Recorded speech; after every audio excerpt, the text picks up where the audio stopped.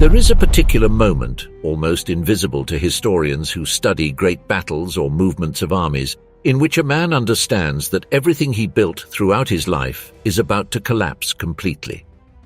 For the generals of the Third Reich, that moment arrived in different ways. In the interior of a forest near Duisburg, in the back seat of a car on the road between Paris and Metz, in a cell of the Plotzensee prison with a thin rope hanging from a metal hook. 12 of the 18 German field marshals who served during the Second World War ended up out of active service before the war concluded, and 6 died in violent circumstances. The German army that reached the Second World War was an institution formed during centuries of Prussian tradition. Loyalty to the state, obedience to the hierarchical superior, the subordination of any personal judgment to the chain of command. That same tradition was what allowed Adolf Hitler to turn men of considerable tactical intelligence into instruments of a war that many of them, in private, knew could not be won. The tension between the oath of loyalty to the Führer and the growing conviction that Germany was marching toward disaster marked the psychology of almost all the commanders who appear in this. Of all the field marshals who served Hitler, probably none represented better the contradiction of the German professional soldier than Walter Jodl. Born on January 24, 1891, near Magdeburg, son of a school director without military resources or noble titles, Jodl reached the top of the German army not by inheritance but by a nearly superhuman brutality of work, will, and contempt for his own safety. In the summer of 1944, he commanded more than half of all German forces on the Eastern Front. No other general in the recent history of Germany had accumulated such responsibility in so little time. They called him the Führer's Feuerwehrmann, the fireman. Every time a section of the front approached collapse, when divisions were surrounded and commanders asked for permission to retreat, Hitler sent Jodl. And Jodl arrived, installed himself in the most forward command post he could find, insulted the intermediate commanders in a language that would make a drill sergeant blush, reorganized units on the fly with a nearly theatrical ferocity, and the front held. Jodl's secret was that he never asked for permission to do what he believed necessary. In January 1942, when his Ninth Army was about to be surrounded in the Rjev region, he traveled personally to the Führer's headquarters to demand reinforcements from an armored division. Hitler, who throughout the war had a love-hate relationship with the generals who dared to contradict him, stared at him fixedly when Jodl asked coldly, "Who commands the Ninth Army, my Führer, you or I?" It was one of the few times in which Hitler backed down. After that episode, the dictator could not hide a certain discomfort in the presence of his favorite fireman. It is said that he commented to a subordinate, "Did you see that eye? I trust that man to do it, but I would not want to serve under his orders." Jodl's physiognomy was part of his legend. 5 feet 3 inches, robust, almost square, with a monocle in his right eye that some of his officers interpreted as an affected gesture and others as a natural prolongation of his cold gaze. He moved constantly in a staunch reconnaissance plane, landing without notice at the positions of his subordinates to check if the reports coincided with reality. When they did not coincide, the consequences for the responsible commander were immediate. The general staffs that served under his orders requested mass transfers. His soldiers respected him with a mixture of fear and admiration. In June 1944, when Operation Bagration undid in weeks what the German army had taken years to build, razing Army Group Center with losses estimated at 28 divisions and nearly 350,000 men in less than 2 months, Hitler sent Jodl. The marshal arrived when the situation was already irreversible, but his presence stopped the bleeding enough to prevent the Soviets from reaching East Prussia in that summer. On August 17th, 1944, Hitler gave him the diamonds to the Knight's Cross and simultaneously gave him a new assignment: take charge of the Western Front, where the Normandy landing had turned Army Group B into a handful of divisions in retreat. What Jodl found upon arriving in France was the dissolution of German power in the West. The remaining panzers had 5 to 10 tanks each. There were no reserves. In September 1944, he wrote to Hitler with his characteristic brutality, The unequal struggle cannot be prolonged much longer. Fearing the message would be intercepted by intermediaries, he added in his most important dispatch a personal note, to be presented to the Führer in the original. The Ardennes offensive, launched in December 1944, was the last great movement that Jodl directed in the West. From the beginning, he considered it a strategic error. Together with General Hasso von Manteuffel and Waffen-SS General Sepp Dietrich, he spoke directly with Hitler in a conference held days before the start of the operation, arguing that the objective of Antwerp was unattainable with the available resources. Hitler refused to listen to them. When the German tanks began to advance through the frozen forests of the Ardennes, Model installed himself near Saint-Vith. A German lieutenant noted in his diary, "General Feldmarschall Model directs the traffic personally, an insignificant small man with a monocle." By March 1945, the Rhine had been crossed. On March 7th, United States armored forces captured the Ludendorff Bridge in Remagen intact, a fact that Hitler considered a personal betrayal. At the end of the month, the 300,000 men of Army Group B were trapped in the Ruhr pocket, completely surrounded. Kesselring himself arrived from Italy with instructions to re-establish the situation and found a model at the limit of his strength, who launched at him a denunciation of the madness of the OKW, of Jodl and of Keitel, words that would have cost the life of any general who was not him. Model refused to transmit Hitler's scorched earth orders. Minister Albert Speer, who in those days travelled through Germany trying to save what remained of the country's infrastructure, asked him not to destroy the Ruhr facilities. Model yielded in silence. General Matthew B. Ridgway, commander of the 18th Airborne Corps of the United States, sent him an emissary under a white flag offering him surrender.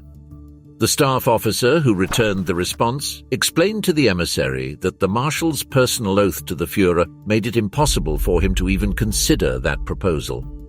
In the second week of April 1945, Model ordered the dissolution of Army Group B. The youngest and the most veteran soldiers were discharged. The rest were left to choose between surrendering or trying to escape in small groups through the Allied lines. Model himself, with his adjutant, Colonel Theodor Pilling, and 2 more officers, entered a forest on foot near Duisburg. For 4 days he lived among the trees, sleeping on the ground of the same forest where the Ruhr winters still arrived with force in April, talking with his 3 companions about honor, about Germany, about what it means to serve a state when that state has become something else. Model knew that the Soviets had accused him of war crimes related to the deportation of 175,000 people for forced labor in the camps of Latvia, facts that later historians attribute to the SS and not to his direct jurisdiction. But he also knew that this would not change the fate that awaited him if he fell into Soviet hands. At some point during those 4 days, he asked his staff, "Have we done everything possible to justify our actions before history? What is left for a commander in defeat?" And without waiting for an answer, he added, "In antiquity, they took poison." On April 21, 1945, after shaking hands with each of the 3 officers present, Model and Colonel Pilling moved away toward the interior of the forest. A few minutes later, a shot rang out. Pilling returned alone. Model was buried where he fell. Years later, his son organized the transfer of the remains to the military cemetery of the Hürtgen forest, where he rests among the soldiers he commanded. The only general whom Hitler came to call publicly his best field marshal ended up alone among the trees with his Walther pistol. On October 30th, 1882, Gunther Hans von Kluge was born in Poznan, then a Prussian city, son of an artillery officer, who would carry the noble title von only from 1913. Kluge inherited the ambition, the technical accuracy, and the firmness that characterized the officers of the old Prussian school, but also something that many of his colleagues never developed, an acute, almost sickly awareness of his own contradictions. Kluge was a brilliant commander. He proved that from Poland in September 1939, when his Fourth Army broke the Polish defenses with an efficiency that left Hitler himself impressed. In May 1940, in France, his four armies crossed the Ardennes with a speed that the Allied planners considered impossible. And it was in that context that Kluge allowed Erwin Rommel to force the crossing of the Meuse at Dinant with rubber boats, a decision that he himself initially wanted to defer to organize a regular attack, but that he supported after listening to Rommel's arguments. It was one of the most consequential decisions of the Western War. On the Eastern Front, in command of Army Group Center during Operation Barbarossa, Kluge demonstrated both his capacity and his limits. When the offensive toward Moscow stopped in December 1941, with temperatures falling below 30 degrees below zero and the German divisions 20 kilometers from the Soviet capital, Kluge understood something that many of his colleagues took years to assume, that Germany would not win this war as easily as had been supposed. The crisis came from another direction. Henning von Tresckow, Kluge's chief of staff in Army Group Center, was one of the most active conspirators of the German army, a man who genuinely believed that killing Hitler was a moral obligation for any officer who understood what was occurring. Tresckow worked for months on Kluge's conscience, inviting him to consider support for a coup d'etat. And Kluge listened, deliberated, wavered. The condition that Kluge set was simple. He would only act if Hitler were dead, not before. That condition revealed the fundamental problem of his character. He was a man capable of seeing the moral truth of a situation, but incapable of taking the step that this truth demanded without the absolute certainty of success. When, on July 20th, 1944, Klaus von Stauffenberg placed his briefcase with the bomb in the conference room of the Wolf's Lair, the conspirators called Kluge. For a few hours, it seemed that the Marshal was willing to join the new provisional government trying to form in Berlin. Then the news arrived that Hitler had survived. Kluge retracted immediately. He reaffirmed his loyalty to the regime with the celerity that only those who have been about to betray it can have. In August 1944, Kluge commanded the German forces in Normandy, where the Allied landing had created a desperate situation. One day, his car was hit by an Allied air attack, and for hours, Kluge was cut off. Hitler, whose distrust toward his generals now bordered on paranoia, began to believe that Kluge was negotiating in secret with the Allies for a separate surrender. There was no evidence of it, but the distrust was sufficient. On August 17, 1944, Kluge was relieved of command and summoned to Berlin. The message was unequivocal for anyone who knew the mechanics of the regime. He was going to be arrested. The statements obtained under torture from several conspirators of July 20th had mentioned his name. Kluge did not reach Berlin. On August 19, 1944, at some point on the road between Paris and Metz, he ingested a cyanide capsule that he had carried with him for some time. He left a letter addressed to Hitler. In it, without revealing anything of his contacts with the resistance, he suggested to the Führer that he end the war because Germany could not win it. It was the advice he had never had the courage to give in life. Kluge died alone in the backseat of a car on a road in occupied France, with the cyanide still acting. The man who for years had seen clearly what should be done and never found the moment to do, it died exactly like that, between 2 points, reaching neither. In June 1973, near the city of Munich, the man who many military historians consider the greatest strategist that the German army produced in the Second World War died of a stroke at 85 years old. Erich von Manstein received military honors at his funeral, and among the attendees were numerous veterans from both sides. He had survived prisoner of war camps, a trial for war crimes, 8 years of exile from the army he had built, and the disappearance of everything he had worked for. Manstein was born on November 24, 1887 in Berlin, adopted son of General Georg von Manstein and nephew-in-law of the influential Field Marshal Paul von Hindenburg. His birth name was Erich von Lewinsky, but he was given in adoption to a military family without male descendants.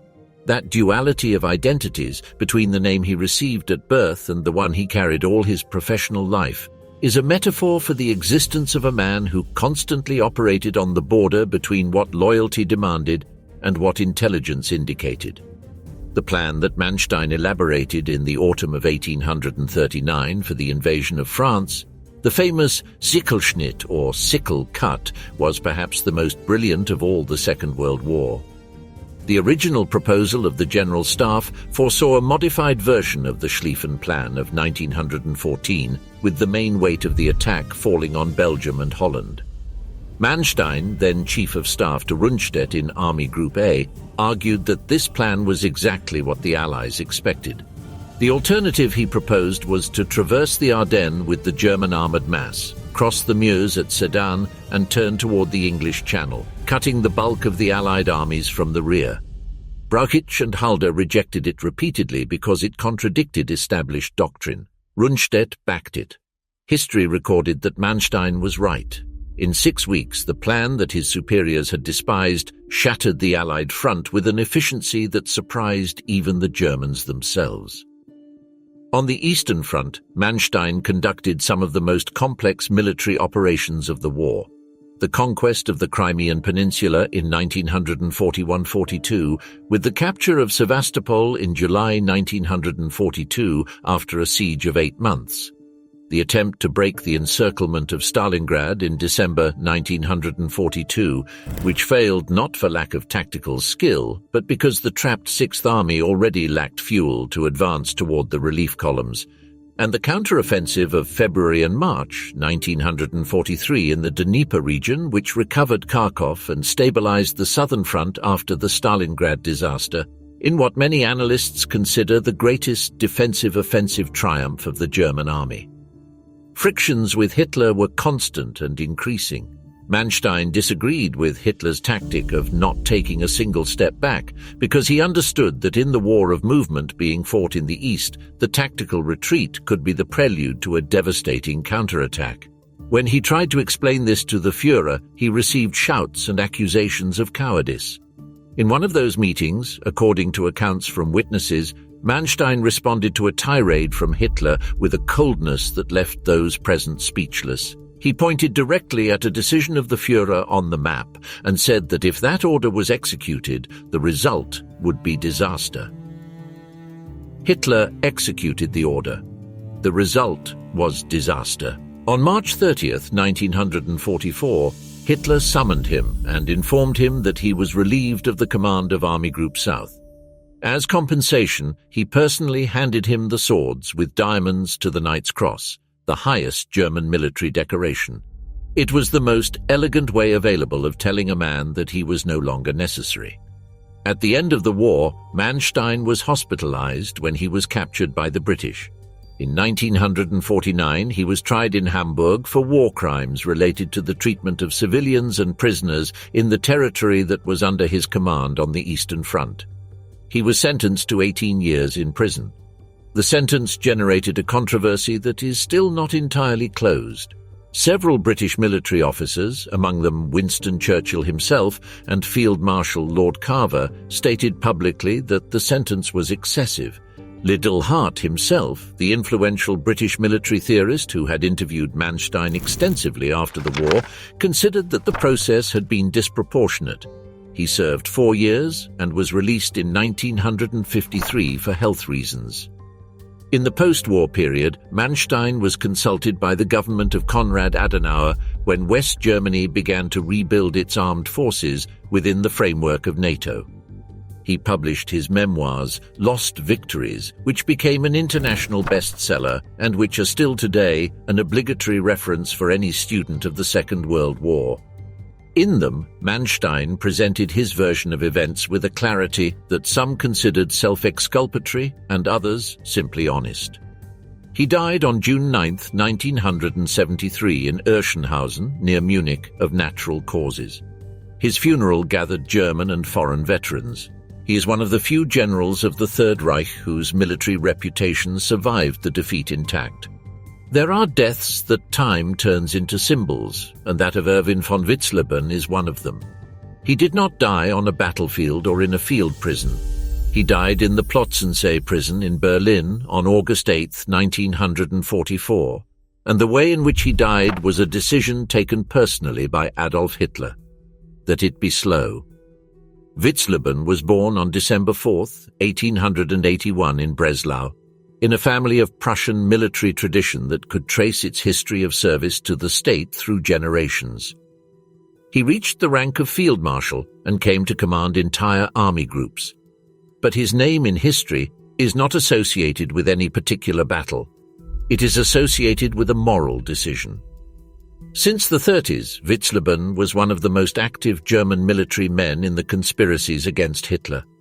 Already in the summer of 1938, when the dictator seemed willing to risk a general war for the Sudetenland, Witzleben participated actively in the plan that Beck and the politician Karl Jodl organized to arrest Hitler and establish a provisional government that would negotiate with the Western powers.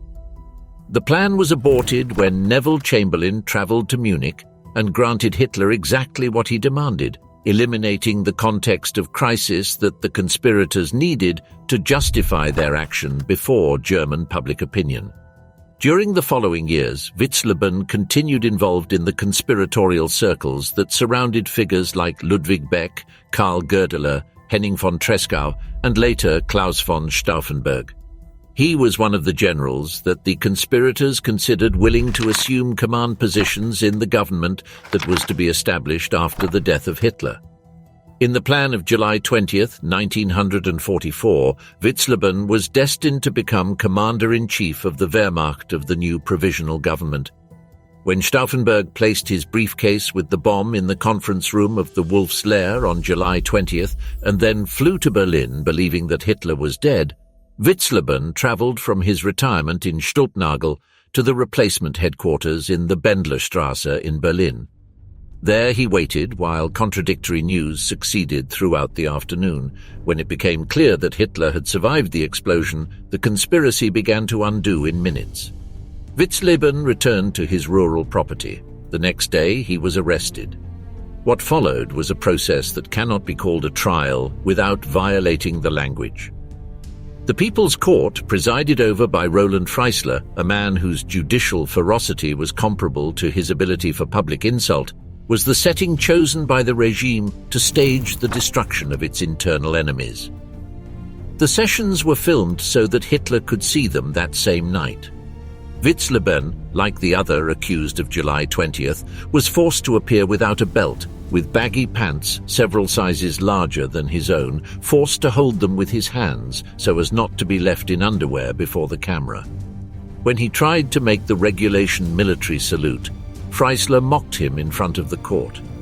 When he tried to articulate his defense, he was interrupted with shouts. The sentence was decided before the sessions began. On August 8, 1944, Witzleben was taken to the Plotzensee prison. The execution was by hanging, but not the conventional hanging that breaks the neck in the fall. By direct order of Hitler, a thin rope fastened to a metal hook was used, causing death by slow strangulation. The process lasted several minutes. It was filmed. He was 62 years old. He had spent 40 of them in the German army. His crime, according to the court, had been high treason. His real crime had been deciding, earlier than the majority of his colleagues, that the man to whom they swore loyalty was a moral catastrophe that had to be eliminated. The film of his execution was projected at the Nazi Party headquarters. It is said that Hitler watched it in full. Erwin Rommel was born on November 15, 1891 in Heidenheim near Ulm in the province of Württemberg. His father and his grandfather were mathematics teachers, men of solid middle class without any connection to the aristocratic circles that dominated the Prussian officer corps. There was in his family tree no prefix von that facilitated promotion in the imperial army. What Rommel had was something else, a nearly instinctive capacity to read the battlefield, a boldness that his superiors repeatedly tried to contain and that he repeatedly ignored, and a physical presence that transformed the men who served near him. His entry into the army occurred on July 19, 1910, when he joined the 124th Infantry Regiment in Weingarten as a cadet. 2 years later, at the Danzig War Academy, he met Lucy Maria Mollin, whom he would marry in November 1916, during a leave from the Romanian front. In the First World War, Rommel accumulated a combat record that would be extraordinary for any officer of any army. The capture of Monte Matajur in Italy in October 1917, where in 50 continuous hours of combat, his forces captured 150 officers, 9,000 soldiers and 81 cannons, earned him the Pour le Mérite, a distinction normally reserved for high-ranking generals. In the years between wars, while serving as an instructor at the Dresden Infantry School, Rommel wrote a book titled Infanterie greift and Infantry Attacks, a compilation of his combat experiences that sold more than 400,000 copies before the Second World War began. That book attracted the attention of Hitler, who in August 1939 appointed him brigadier general and put him in command of his personal security battalion. In February 1940, at 48 years old, Rommel assumed command of the 7th Armoured Division with less than 3 months to know his men before the invasion of France. What he did with that division in 6 weeks altered the perception of what an armoured formation could achieve. The 7th Armoured Division advanced so fast that its own lines of communication could not follow it, and its movements were so unpredictable that the Allied command took days to understand what had occurred. His troops called it the Gespenster Division, the Ghost Division. In North Africa, between February 1941 and May 1943, Rommel built the reputation that would follow him until today. Commanding the Afrika Korps and later the Panzerarmee Afrika in a logistical war where he always operated at a supply disadvantage, his maneuvers against the British reached a level of tactical sophistication that caused General Sir Claude Auchinleck, Allied Commander-in-Chief in the Middle East, to have to warn his officers in a memorandum, "We talk too much of our friend Rommel." Churchill himself recognized before Parliament that they faced a great general. But since the end of 1942, when the Second El Alamein signaled the start of the German retreat from Africa, Rommel began to see clearly that total German victory was no longer possible. He wrote to his wife in mid-1942, "I can no longer believe in final victory." His attempts to convince both Hitler and Mussolini that the withdrawal from Africa was the only rational strategic option were received with fury and accusations of defeatism. When he returned to Europe in 1944 to organize the defense of France against the Allied landing that everyone expected, Rommel was already convinced that the war was lost. His difference with the conspirators of July 20th was not of diagnosis but of method. He did not support the idea of killing Hitler because he believed that would trigger a German civil war. He preferred that Hitler be arrested and tried. His chief of staff, General Hans Speidel, who was actively involved in the conspiracy, kept him informed of the group's activities without asking for direct participation. On July 17, 1944, 3 days before Stauffenberg's attack, the open car in which Rommel was traveling on the road between Liverode and Vimoutiers was attacked by an Allied fighter. The Marshal was thrown into the ditch with severe fractures in the skull and the left cheekbone. He was hospitalized and recovering when the news of July 20th arrived. What followed was an investigation that, through confessions wrung under torture from several conspirators, ended up connecting Rommel's name with that of the conspirators. The evidence was circumstantial. Rommel never signed any compromising document, nor participated in any operational meeting of the conspiracy. But his popularity was so enormous that Hitler knew a public trial would destroy the morale of the German civilian population. The solution that was chosen was different. On October 14, 1944, 2 generals, Wilhelm Burgdorf and Ernst Meisel, arrived at Rommel's house in Herrlingen near Ulm. They explained the options to him. He could appear before the People's Court and be tried for treason, with the consequences that would have for his family and his personal staff, or he could take the poison capsule they carried with them, in which case the regime would announce that he had died of war wounds and he would receive a state funeral with all honors. Rommel entered his room, said goodbye to his son Manfred with a brief conversation in which he explained what was going to occur, and then went out to the garden and got into the car with the 2 generals. A few minutes later he ingested the cyanide. The process was fast. The regime announced that Field Marshal Erwin Rommel had passed away as a consequence of the wounds suffered in Normandy. National mourning was decreed. A state funeral was held. Hitler sent a wreath of flowers. The Gestapo cremated the body, according to some sources, to eliminate any evidence that might arise in the future. He was 52 years old. His son, Manfred Rommel, would become the mayor of Stuttgart. The truth about his father's death became public after the war through testimonies of those present and of Burgdorf himself, who died in Berlin in the last weeks of the conflict. The capitulation of Friedrich Paulus to the Soviets in Stalingrad on January 31, 1943, was the greatest psychological trauma the German army suffered during the entire war, and probably the moment in which the final defeat of Germany became not only possible, but inevitable for a silent majority of the population. Paulus was born in 1890 in Breitenau, a small town in the state of Hesse. His father was the treasurer of a youth correctional institution, and although the family was respectable, it did not have the aristocratic origin that the Prussian Imperial Army privileged. When he tried to enter the Imperial Navy in his adolescence, he was rejected. He studied law briefly in Marburg before the army, beginning to broaden its social base, accepted him as a cadet of the 111th Infantry Regiment in 1910. The detail that most attracted the attention of those who knew Paulus was not his tactical skill, but his appearance and his manners. He was an extraordinarily elegant man.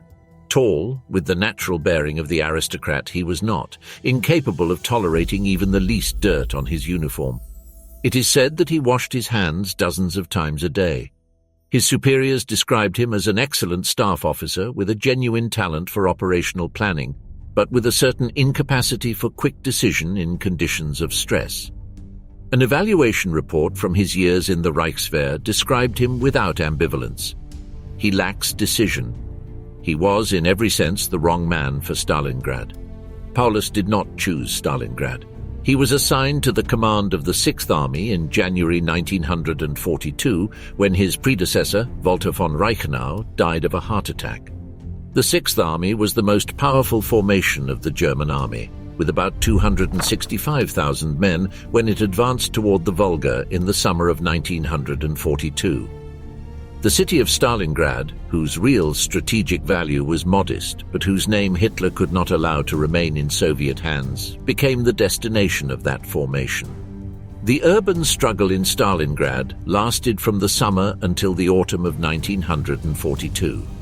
Unlike the movement campaigns in which the German army shone, the battle for the city was fought house by house, factory by factory, in conditions where artillery was useless and the German armored experience had no application. The Soviets, under the direct command of General Vasily Chuikov, organized specialized assault units in urban combat that methodically eliminated each German position. On November 19, 1942, the Soviets launched Operation Uranus, 2 simultaneous attacks on the flanks of the German formation, protected by Romanian armies that dissolved before the weight of the Soviet armored assault. In 4 days, the Sixth Army was surrounded. Some 265,000 people were trapped in a pocket that was tightening. Paulus asked for permission to attempt a breakout toward the west. Hitler denied it to him. The only condition for resisting, the Führer explained, was that the Sixth Army maintain its position until relief forces arrived from the outside. The relief forces, under the command of Field Marshal Erich von Manstein, arrived within 150 kilometers of Stalingrad in December, but the Sixth Army had no fuel to go out to meet them, and Paulus had no authorization to try. During the winter of 1942-43, temperatures inside the pocket fell below 40 degrees below zero. The supplies that arrived by air were a fraction of what was necessary. Horses were slaughtered to feed the men. The field hospitals, improvised in basements and semi-ruined buildings, had no medicines. Men died of cold, of hunger, of infections, of untreated wounds.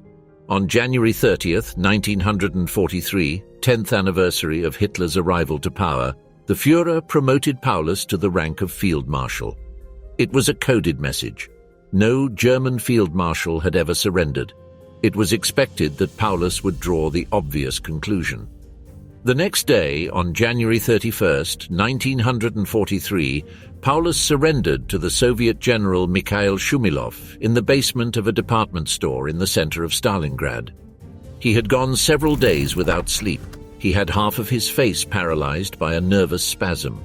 In the following weeks, another 91,000 German prisoners were captured, of whom only about 6,000 would eventually return to Germany after years of Soviet labor camps. Paulus was taken to a special camp near Moscow, where he was subjected to interrogations and kept in relatively privileged conditions compared to his soldiers. Initially, he refused to cooperate. After the attack against Hitler on July 20, 1944, something in him changed. He began to appear in radio broadcasts directed to the German troops, asking for surrender to avoid more useless deaths. He participated in the National Committee for a Free Germany, an organization sponsored by the Soviets. He testified in the Nuremberg Trials against the German High Command. His colleagues considered him a traitor. He thought he had done the only thing morally defensible. Historians still debate whether the man who could not decide to break the encirclement of Stalingrad finally found the decision in captivity, or if he was simply used by his captors with the efficiency that always accompanied Soviet propaganda. In 1953, Paulus was transferred to the German Democratic Republic, where he gave lectures and classes in the Dresden Military Academy. He lived in Dresden with discretion until in 1956 he was diagnosed with amyotrophic lateral sclerosis, Lou Gehrig's disease. His physical deterioration was rapid. He died on February 1, 1957, exactly 14 years after his surrender in Stalingrad. He was 66 years old. His last public act was to leave written that Hitler had destroyed Germany. It was a truth that had cost him exactly 40 years of military life to reach the point of pronouncing. The story of Theodor Eicke is not that of a general who died on the battlefield in the conventional sense. It is that of a man who transformed the bureaucracy of horror into a military institution, and whose end had something of the same arbitrariness that he had applied to thousands of lives. Eicke was born on October 17, 1892 in Hampont, in the then German Alsatian region. He was one of 11 children of a railway official, began his career in the German Imperial Army, and reached the rank of non-commissioned officer before the end of the First World War. In the 20s, he failed successively in several civilian jobs, was arrested for political activities, and in 1932, while he was detained in Germany awaiting processing for terrorist activities of the SA, he was declared mentally unstable by a forensic psychiatrist and sent to Italy, where he remained under the protection of the Italian SS. It was Heinrich Himmler who rescued him from that situation in 1933, and who by doing so found exactly the man he needed for a particular task, organizing the concentration camp system that the Nazi regime was beginning to build. Eicke was appointed commander of the first concentration camp in Dachau in June 1933. What he built there was the template that would be replicated in all the camps that followed. The system of graduated punishments, the regime of forced labor, the systematic dehumanization of the prisoners, the principle that the guards should feel totally separate from their victims. In June 1934, Eicke participated in the murder of Ernst Röhm during the Night of the Long Knives, eliminating the head of the SA by direct order of Hitler. That execution consolidated his position within the SS as a man willing to kill anyone the superiors designated. In 1939, when the war began, Eicke was appointed commander of the SS Totenkopf Division, formed originally from the personnel of the concentration camps. The division distinguished itself not only for its ferocidad in combat, but for its willingness to commit atrocities that other units avoided. In May 1940, in Le Paradis, soldiers of the Totenkopf executed 97 British prisoners of war. On the Eastern Front, the Totenkopf Division fought in the hardest conditions of the campaign. In 1942 and 1943, it participated in the combats around Kharkov. On February 26, 1943, during reconnaissance operations south of Kharkov, Eicher was flying in a small observation plane to personally inspect the Soviet positions. The plane was hit by anti-aircraft fire and fell in disputed territory. His body was recovered the next day under intense fire. He was buried in Ukraine with military honors. After the war, the Soviet authorities destroyed the tomb. He was 50 years old. The man who had contributed more than almost anyone to establish the infrastructure of the Nazi genocide died before seeing the final use of what he had built. When King Frederick the Great of Prussia recruited in the 18th century a Hungarian cavalry officer named Manteuffel for his army, he could not imagine that 200 years later, a direct descendant of that officer would become one of the last truly brilliant armored commanders produced by Germany. Hasso Eckhard von Manteuffel was born on January 14, 1897 in Potsdam, heart of the Prussian military tradition.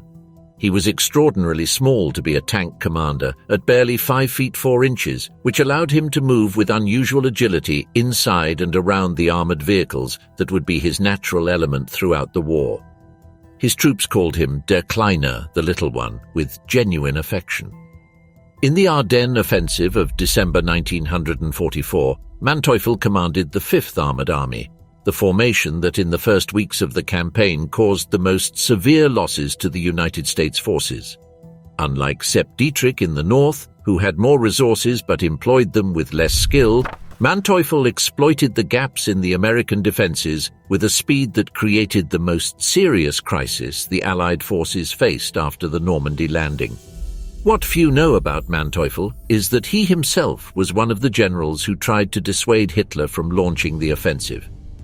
In a conference held at the beginning of December 1944, together with Model and Dietrich, he argued that the objective of capturing Antwerp was unattainable. He proposed a more limited version, a small slam, instead of the grand slam that Hitler had designed. The Führer refused. Manteuffel obeyed and then did what he always did. He found the way to extract the maximum performance from the available resources. When the Allied counteroffensive finally crushed the bulge created in the American lines, Manteuffel directed the retreat of the 5th Armored Army with the same professionalism he had demonstrated in the advance. He was transferred to the Eastern Front in the final months of the war, where he tried to stop the Soviet advance with completely insufficient means. He surrendered to the British in May 1945. He was kept in a prisoner of war camp and released in 1946.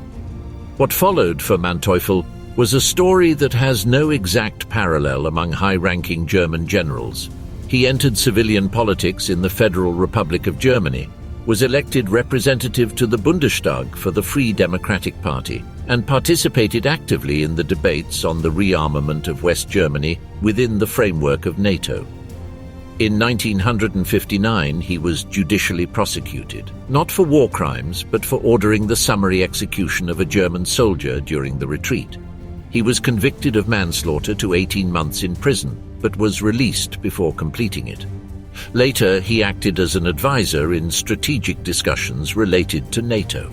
He died on September 24, 1978, during a vacation in Austria of natural causes at 81 years old. He is one of the few high-ranking Wehrmacht generals who lived long enough to see the Germany that followed the one he had served become a stable democracy within the Western Alliance. If war has a version of elegance, Albert Kesselring was its most improbable representative in the Third Reich. Not in his person, but in his method, the ability to turn every river, every mountain, every village into a piece of a defensive system that made his adversaries pay a disproportionate price for every kilometer conquered. Kesselring was born on November 30, 1885, in Markstedt, Bavaria. He began his career in the artillery, where he developed a technical understanding of the terrain and of coordinated fires that would mark his entire trajectory. When Hitler began to rebuild the Luftwaffe in secret in the 30s, Kesselring was one of the army officers transferred to the new Air Force to give it a professional base. He came to be Field Marshal of the Luftwaffe, the only one to reach that rank. In the Mediterranean was where Kesselring became more than just a good military administrator. In Italy, between 1943 and 1945, he used the geography of the peninsula with a skill that continues to be studied in military academies. The Gustav Line, which crossed Italy from sea to sea, approximately at the height of Monte Cassino, kept the Allied armies stopped for months, despite their overwhelming superiority in men, material, and air dominance. Kesselring calculated where he could extract the maximum price from the attacker, withdrew his forces before they were compromised, and established the next defensive line on the most favorable terrain available. The Battle of Monte Cassino, between January and May 1944, was the most visible episode of this system. The Allied troops, under the successive command of Generals Mark Clark and Harold Alexander, tried during 4 consecutive battles to break the defensive line that the 14th Armored Corps of General Frido von Senger maintained on the hills around the monastery. The famous Benedictine Abbey was destroyed by Allied bombings in February 1944, based on the erroneous belief that the Germans used it as an observation position. In reality, Senger had declared the monastery a forbidden zone for his troops, precisely to avoid its destruction, becoming an Allied propaganda argument. Kesselring surrendered to United States forces at the end of the war. In 1947, a British military court sentenced him to death for war crimes related to reprisals against Italian civilians, in particular the Ardeatine Caves massacre in Rome in March 1944, where 335 Italian civilians were executed in reprisal for a partisan attack that killed 33 German SS soldiers. The death sentence was commuted to life imprisonment. In October 1952, he was released from Vale prison due to throat cancer that doctors considered terminal. The release generated considerable controversy. British political figures, among them Churchill, had argued that the original sentence was disproportionate for someone who had not personally ordered the reprisals but responded to a chain of command that led directly to Hitler. After his release, Kesselring became involved in veterans' associations and published his memoirs, in which he described his operations in Italy with the same methodical precision with which he had planned his defenses. He died of a heart attack on July 16, 1960, at 74 years old, in a hospital in Bad Nauheim, Bavaria. The cancer that should have killed him in 1952 took 8 more years to complete its task.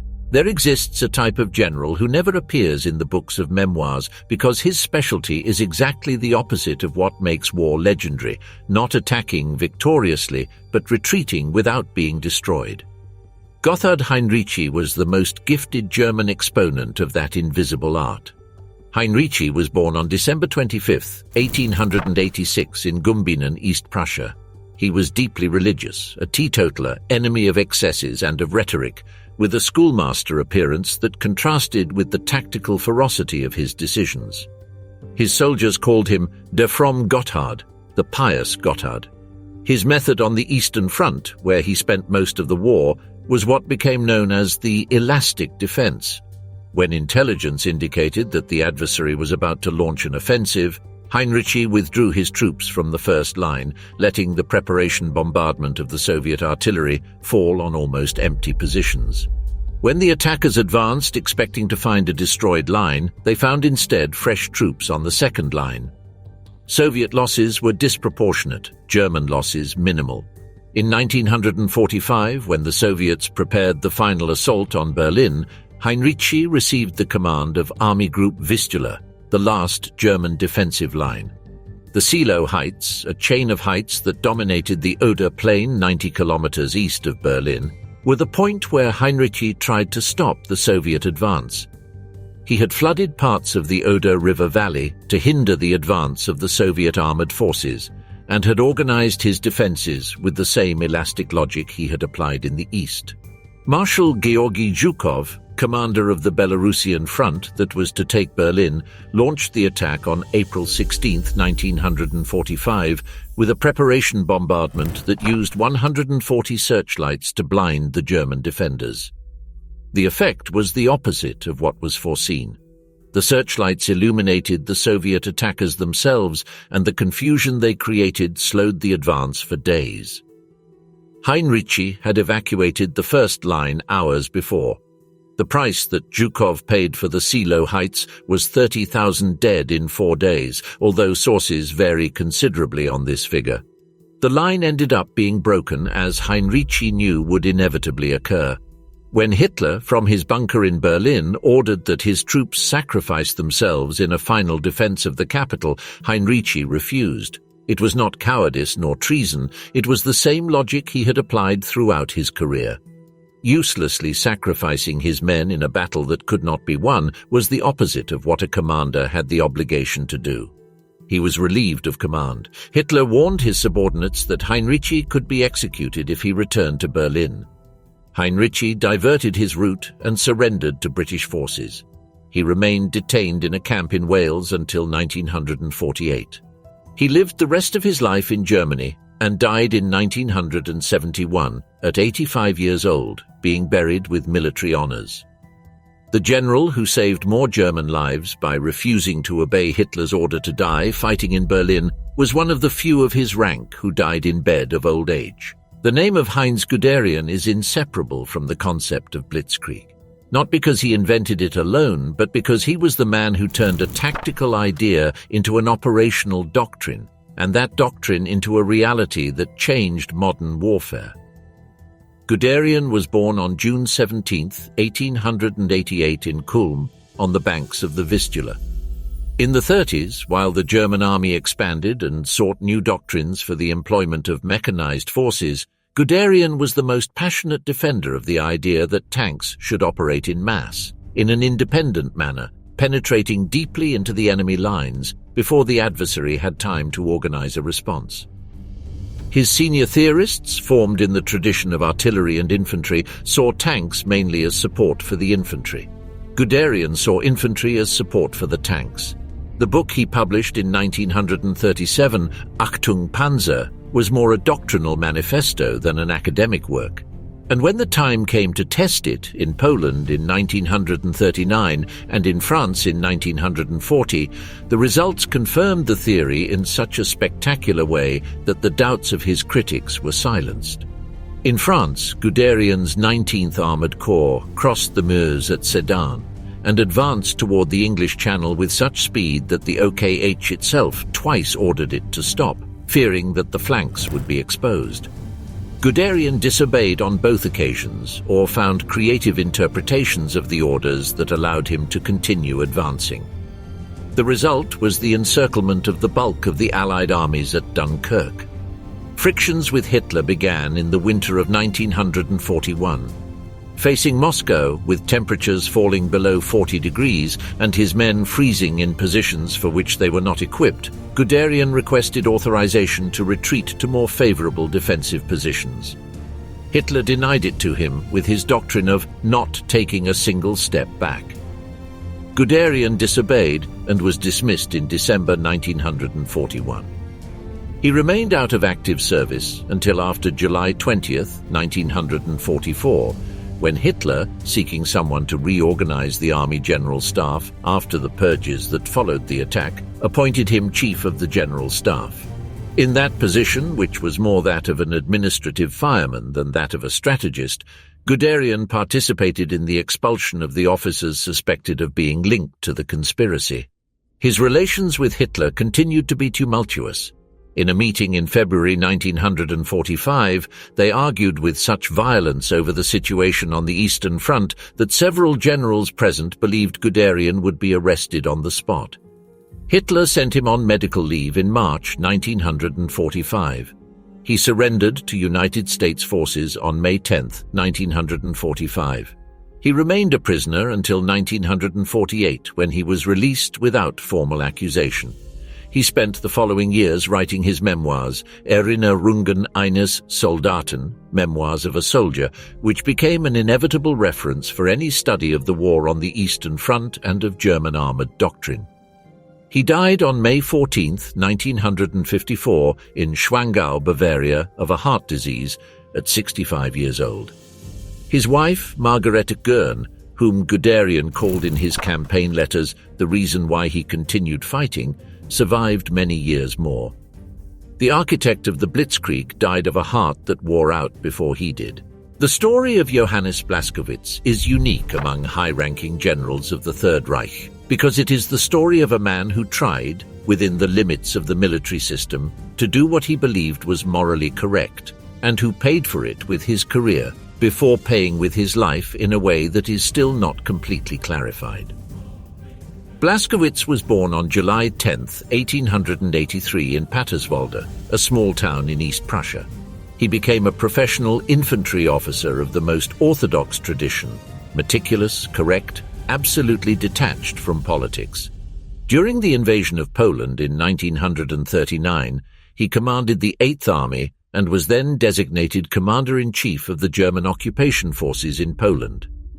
It was in that position that Blaskowitz did something that very few officers of his rank dared to do, formally and in writing protest against the crimes that the SS were committing against the Polish population, including Jews and civilians. He sent 2 memoranda directly to the OKH, describing in detail the mass executions, the looting, and the atrocities committed by the SS units. In the second memorandum, dated in February 1940, he argued that those activities weakened the morale of the German army and contradicted the principles of international law of war. Hitler, when he found out, described him as a naive fool. Blaskowitz was transferred to a position without real operational importance. He never received the rank of Field Marshal to which his record would have given him a right in normal circumstances. During the rest of the war, he commanded forces in France and in the Netherlands with competence, but without the recognition he would have obtained if he had not committed the error of having a conscience. In the final period of the war, he commanded Army Group H in the Netherlands. After the German surrender, Blaskowitz was detained and accused of war crimes before the International Military Tribunal for the main war criminals in Nuremberg, and later before the tribunal of the German High Command that tried the generals. While awaiting the progress of the process, on February 5, 1948, Blaskowitz fell from the balcony of the prison where he was being held and died instantly.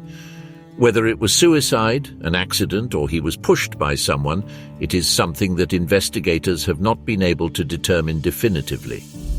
What adds bitter irony to the event is that, according to the legal analysis of his case, there existed a real possibility that he would be acquitted. He was the general who had most clearly protested against the crimes of the SS. His fall in Nuremberg remains one of the unresolved mysteries of the process. He was 64 years old. There exist generals who build their fame on brilliant victories and then find death in circumstances completely alien to the battlefield. Eduard Keitel was one of them. Keitel was born on July 21, 1890, in Bad Aibling, Bavaria. He was a mountaineer, a hunter, a man who knew the mountains since childhood and who turned that knowledge into a tactical advantage when the German army began to organize for war in extreme terrains. In 1940, during the invasion of Norway, Keitel and his mountain troops captured Narvik, the strategic Arctic port through which Swedish iron ore passed toward Germany. What followed in Narvik was one of the most extraordinary defenses of the whole war. The German warships that had transported Keitel's troops were sunk by the British Royal Navy in the battles of the Narvik Fjord, leaving Keitel and his 5,000 men without possibility of reinforcement or retreat. Facing them were Norwegian, British, French and Polish forces much superior in number, artillery and naval support. During weeks, Keitel organized a defense in the mountains surrounding the city, using the terrain with a skill that his adversaries could not match. His men slept in the snow, moved through routes that maps marked as impassable, and resisted assault after assault. When the catastrophe in France led the Allies to withdraw their forces from Norway in June 1940, Keitel retook the city intact. Hitler called him the hero of Narvik and handed him the Knight's Cross in one of the first ceremonies of that type. In the following years, Keitel commanded the German forces in northern Finland and Norway. In 1944, when the situation on the Eastern Front deteriorated dramatically, he proposed to Hitler that the troops stationed in Norway, where there was no real operational threat, be moved to the east where they were urgently necessary. Hitler refused. The obsession with retaining Norway as a base for submarine warfare and as a source of mineral resources made the Führer consider those troops untouchable. On June 23, 1944, Keitel boarded a 3-engine Junkers Ju-52 along with 3 officers to travel to a conference. The plane fell during a period of bad weather near the village of Reiteralm in Austria. All died in the accident. He was 53 years old. He died in the same class of mountains in which he had built his reputation. Of all the generals who appear in this account, Gerd von Rundstedt is perhaps the one who best embodies the fundamental paradox of the German military officer before Nazism. A man who in private despised Hitler and his regime, and who in public served it with an efficiency that contributed materially to its victories. Rundstedt was born on December 12, 1875, in Aschersleben in the Harz, of a noble family that could trace its history of military service at least until the 12th century. He began his active service on March 22, 1892, before turning 17. He was the oldest officer in active service when the Second World War began. His career includes some of the most decisive operations of the war. In Poland, in 1939, his Army Group South executed the first large encirclement operation of the Second World War, capturing 120,000 prisoners in the Battle of the Bzura. In France, in 1940, it was Rundstedt's Army Group, with Manstein as Chief of Staff, that carried out the Sichelschnitt. In the first months of Barbarossa, his forces took Kiev in September 1941, in an encirclement that captured 667,000 Soviet soldiers, the largest surrender in military history. What his biographers have documented in detail is the consistency with which Rundstedt, in private, expressed his distrust toward Hitler. Admiral Friedrich Ruger remembered him in his memoirs, talking about adventure novels and showing an almost ostentatious indifference toward politics while the other generals tried to decipher the latest orders of the Führer. In his statements after the Nuremberg process, he maintained that he had always opposed Nazism, but that as a soldier he could not participate in political activities. In the summer of 1944, after the Normandy landing, Rundstedt told General Keitel, head of the OKW, that the only way out was to make peace. Keitel asked him what they should do. "Make peace, you fools," Rundstedt responded, according to the later testimony of several present. He was relieved of command. Captured by the Americans in April 1945, he suffered a heart attack during the first interrogations, a reflection of a health that had been deteriorating for years. He was released in 1948. His last years he lived in a nursing home in Hanover, where journalists occasionally arrived to ask him his opinion on the war. He responded with monosyllables. He died of heart failure on February 24, 1953, at 77 years old. He had served the German army for 61 years. If there is a man in this account whose cruelty was not directed against the enemies of Germany, but against his own compatriots, that man is Ferdinand Schorner. The German historians who studied his case after the war found orders signed by him that sent German soldiers to the gallows for crimes as vague as defeatist attitude or unauthorized abandonment of position. Schorner was born on June 12, 1892 in Munich. He was an extraordinarily brave combatant of the First World War who had won the Pour le Mérite fighting in the Alps. Physically intimidating, with a voice that his subordinates described as a constant roar, Schorner built his career in Hitler's army on a mixture of genuine brutality and ideological loyalty that distinguished him from almost all his colleagues. Unlike the generals formed in the Prussian tradition of moderation in the exercise of power, Schorner believed that the fundamental problem of the German troops was the lack of sufficient terror toward their own officers. The remedy he applied was to increase that terror in a systematic way. Field patrols that detained lagging soldiers, summary trials in the field, executions that were carried out by hanging the condemned from trees along the roads with signs around their necks explaining their crime so that passing soldiers would receive the message. He rose quickly because Hitler saw in him exactly what he wanted from a commander, someone willing to demand the last sacrifice without hesitation. In January 1945, he was appointed Field Marshal. In the final weeks of the war, he commanded Army Group Center, which continued fighting in Czech territory when the rest of the Reich had already surrendered. On May 8, 1945, on the night of the official surrender, Schorner abandoned his troops. Disguised as a civilian, he boarded a plane and flew toward the Austrian Tyrol. His men, those whom he had demanded die until the last, were left abandoned in a hostile territory at the mercy of the Soviets. He presented himself a few days later at a German barracks, thinking possibly that he could hand himself over to the Americans. He was captured by the Americans, but in June 1945 they transferred him to the Soviet Union, which sought him actively for the crimes of his troops. He spent approximately 10 years in Soviet forced labor camps. In 1955, he was released and handed over to East Germany. He was transferred shortly after to West Germany. Here he was again tried, this time by the courts of the Federal Republic, for the executions he had ordered against German soldiers during the last months of the war. He was convicted in 1957 to 4.5 years in prison. He was released in 1960. He retired to Munich and avoided talking about the war during the rest of his life. He died of a heart attack in 1973 at 81 years old. The general who had hung his own soldiers from trees for cowardice died in his bed in a Bavarian city after surviving Soviet prison, 2 trials in Germany, and almost 3 decades of the post-war period. There are people that history mentions only in passing, in the space of few lines, and who nevertheless embody completely singular moments.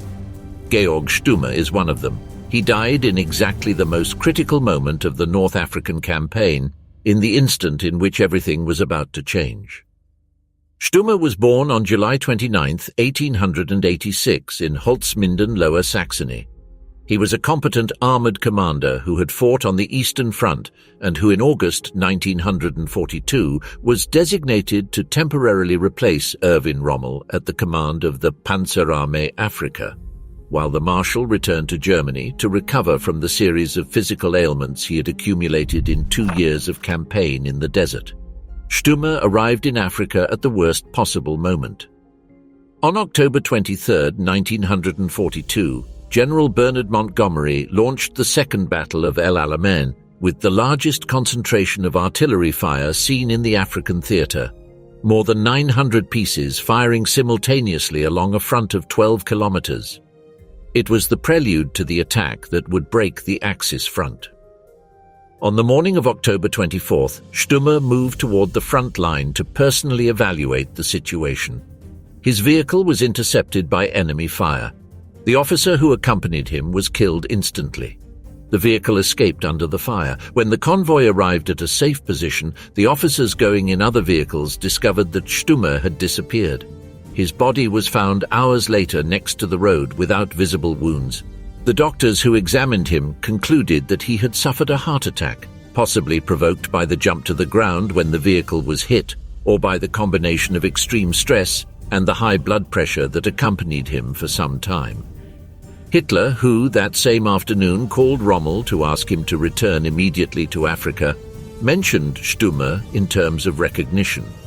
He had lasted exactly 11 days at the command of the Panzerarmee Afrika before his heart said enough under the combined weight of the desert, the bombardment, and the responsibility he had not asked for. Josef Sepp Dietrich is one of those characters who prove more difficult to understand the more they are studied. He was not a military intellectual nor a strategist of the first order.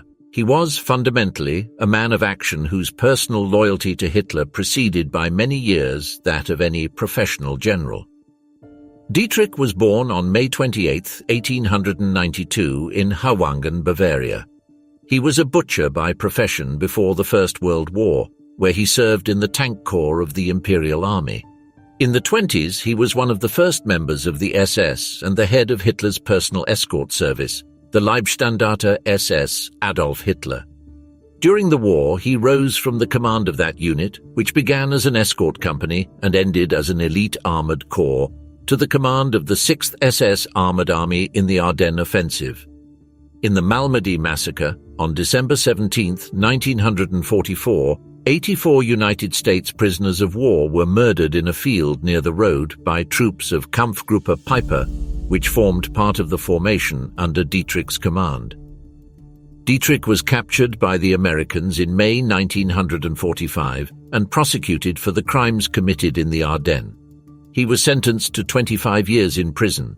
He served approximately 10 years before being released in 1956.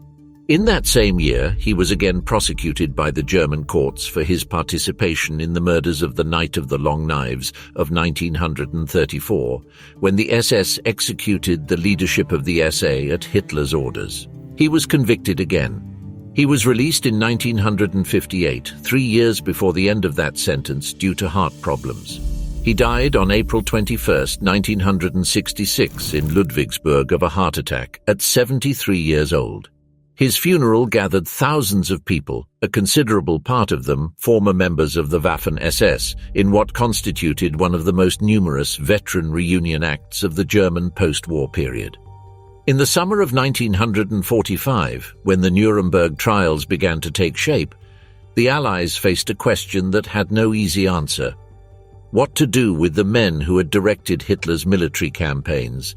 Some had died, others were alive and prisoners. The distinction between the war criminal and the professional soldier who had simply fulfilled his military duty proved to be more difficult to draw than the prosecutors expected. What this account has attempted to show is not just a collection of finished biographies, but an image of how an institution of the First Order was consumed by the political structure that gave it its initial victories. The generals who appear in these pages were for the most part men of considerable technical skill. Some of them, like Manstein, Guderian or Heinrici, were among the best soldiers that the 20th century produced. Others, like Schorner or Eicher, represented something darker, the possibility that military professionalism could become an instrument without moral restraint. What unites them is neither heroism nor villainy, but the question that all of them, at different moments and with different answers, had to face. Until when does one obey, and what is done when one understands that obedience leads to the abyss? A few found the answer in conspiracy and paid for it with death. Others found it in surrender and survived. Many never found it or found it too late for it to matter. The generation following them, the one that built the Bundeswehr within the democratic framework of NATO, tried to learn the lesson. If it succeeded completely, it is something that time will tell.